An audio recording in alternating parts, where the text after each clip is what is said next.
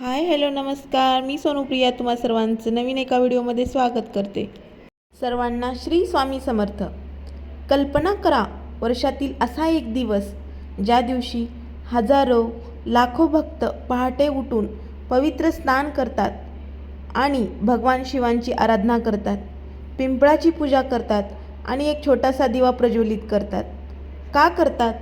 कारण धार्मिक श्रद्धेनुसार सोमवारी आलेली अमावस्या म्हणजे सोमवती अमावस्या अतिशय पवित्र मानली जाते। या दिवशी केलेले तप, जप, दान, दीपदान आणि शिवपूजन विशेष फलदायी मानले जाते। पण या दिवसामागील पौराणिक कथा काय आहे? दिवे लावण्याचे काय महत्त्व आहे? कोणता उपाय परंपरेनुसार केला जातो आणि कोणत्या चुका टाळावेत? आजच्या या व्हिडिओमध्ये आपणाला ही सर्व माहिती मिळणार आहे। तर सविस्तर जाणून घेऊया सोमवती अमावस्या म्हणजे काय। सोम म्हणजे सोमवार आणि अमावस्या म्हणजे चंद्र नसलेली तिथी। जेव्हा अमावस्या सोमवारी येते तेव्हा तिला सोमवती अमावस्या म्हणतात।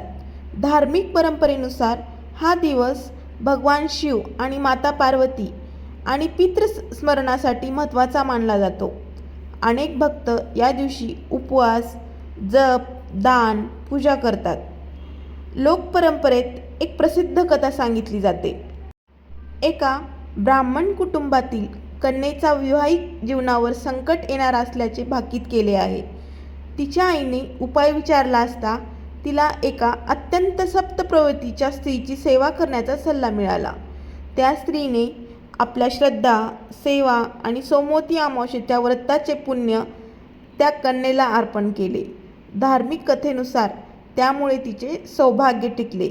ही कथा श्रद्धा, सेवा आणि त्याग त्यासोबतच सत्कर्म याचं महत्त्व सांगते।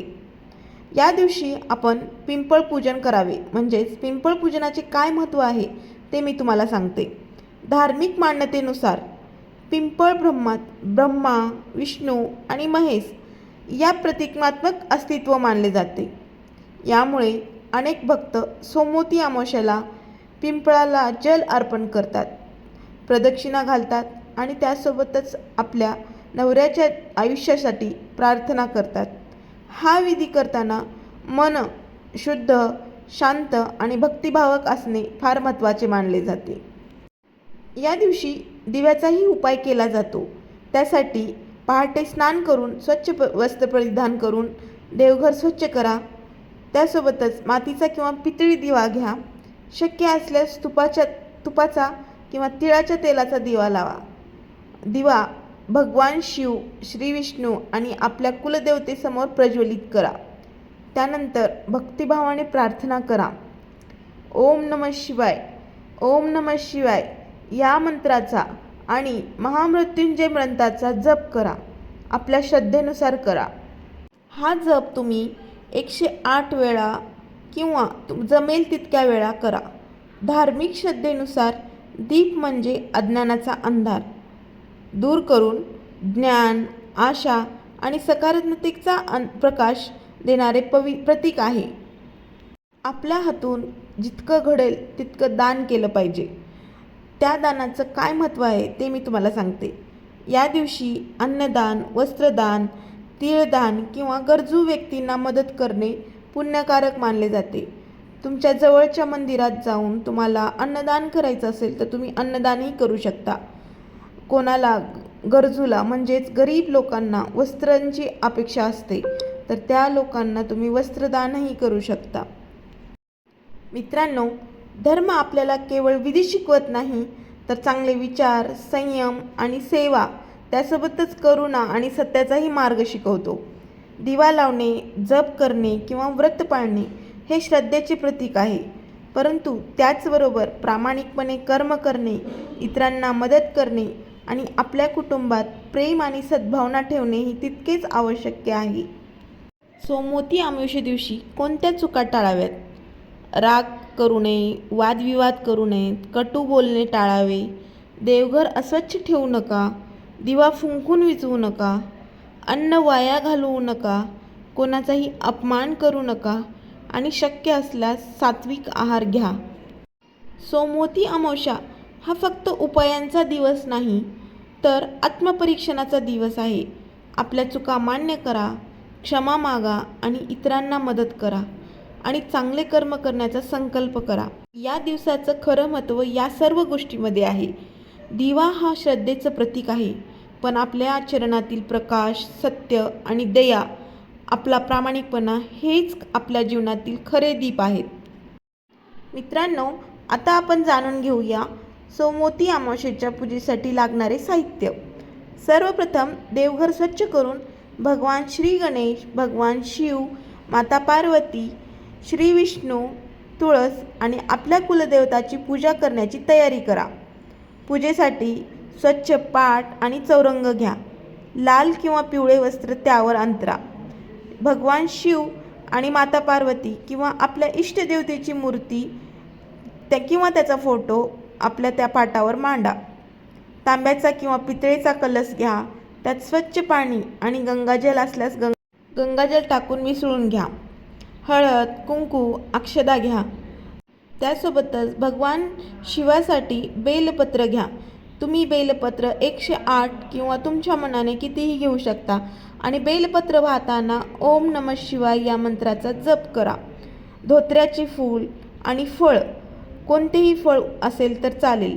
पांढरी फुले आणि किंवा सुगंधी फुले कोणतेही असतील तरी चालतील.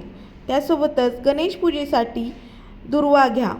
नैवेद्य म्हणून फळ, दूध किंवा खडीसाखर किंवा घरचा सात्विक प्रसाद करू शकतात. अगरबत्ती, धूप, कापूर, घंटा, कापसाच्या वाती, गाईचे तूप, तिळाचे तेल, मातीचा किंवा पितळी दिवा, पंचामृत करायचं आहे आपल्याला. दूध, दही, तूप, मध आणि साखर घालून पंचामृत बनवून घ्या. तिळाचे दाणे म्हणजेच दान किंवा पूजेसाठी परंपरेनुसार तिळाचे दाणे वापरले जातात, तर तिळाचे दाणे आपल्याला घ्यायचे आहेत. स्वच्छ फुलाची माळ घ्यायची आहे. मूर्तीला आणि फोटोला फुले वाहायची आहेत. जर आपण पिंपळाची पण पूजा करणार असाल तेही साहित्य मी तुम्हाला सांगेल.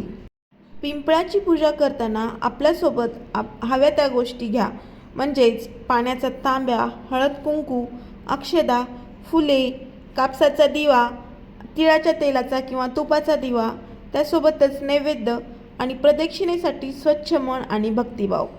चला तर मी तुम्हाला आता सांगते पूजा कशी करायची. सकाळी ब्रह्ममुहूर्तात किंवा सूर्योदयानंतर स्नान करून स्वच्छ कपडे परिधान करा. प्रथम श्री गणेशाचे स्मरण करा. त्यासोबतच भगवान शिव आणि माता पार्वती यांना जल अर्पण करा.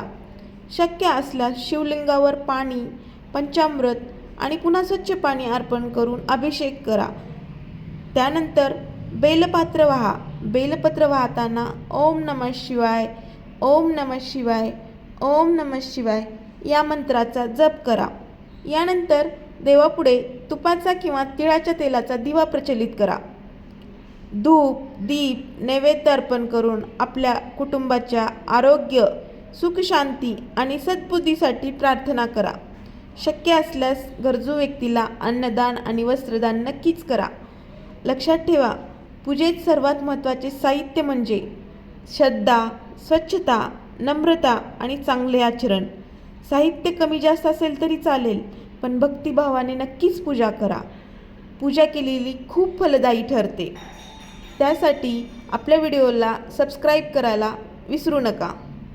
जर तुम्हाला आपली माहिती उपयुक्त वाटली असेल तर व्हिडिओला नक्कीच लाईक करा. आपल्या मित्रपरिवारासोबत शेअर करा आणि अशाच धार्मिक आणि आध्यात्मिक माहितीसाठी चॅनलला नक्की सबस्क्राईब करा. तुमच्या श्रद्धेनुसार तुम्ही सोमवती अमावस्येला कोणता जप किंवा कशी पूजा करता ते कमेंटमध्ये जरूर लिहा.